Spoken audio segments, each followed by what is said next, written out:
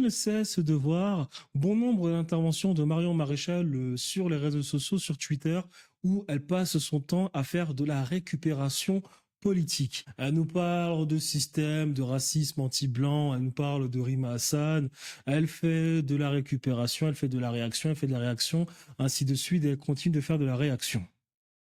Il m'a fallu voir toutes les actions de Maréchal, de Marion Maréchal, de son départ du parti de Marine Le Pen jusqu'à ce qui s'est passé aux législatives pour bien me rendre compte que Marion Maréchal, en réalité, n'est qu'une fonctionnaire du quotidien qui ne se pose pas véritablement de questions sur le changement de la France, mais qui est bien contente ou bien qui se lève en réalité chaque matin, gagne son argent et puis fait son métier, c'est-à-dire faire du sensationnalisme en faisant miroiter à certains Français, à bon nombre de Français, qu'elle va faire en sorte que les choses changent. Ça, je m'en suis très vite rendu compte. Mais le truc, c'est que les personnes qui accordent énormément d'importance à Marion Maréchal Le Pen, pour la peine, m'intriguent énormément.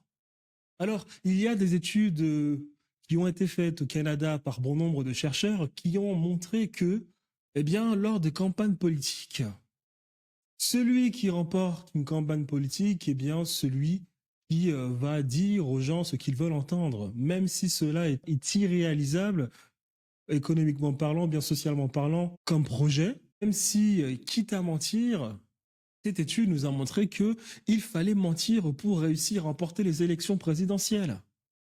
Et c'est quand même questionnant parce que les Français, ce sont des spécialistes de la déception. Déception politique sur déception politique. On a aujourd'hui Dominique de Villepin qui a bon nombre de personnes qui s'intéressent à lui et qui veulent voir Dominique de Villepin devenir président de la République pour éventuellement changer les choses en France. Et encore une fois de plus, on se dit, mais tiens, mais est-ce que ces personnes ne se sont pas intéressées au passé de Dominique de Villepin lorsqu'il était Premier ministre ou bien ce qu'il était en indépendant, et lorsqu'il faisait du business au Moyen-Orient, à croire que les personnes veulent véritablement qu'on leur mente. Et donc du coup, Marion Maréchal ne déroge pas à la règle. Cette dame a des contentieux avec Zemmour à hauteur de 500 cas.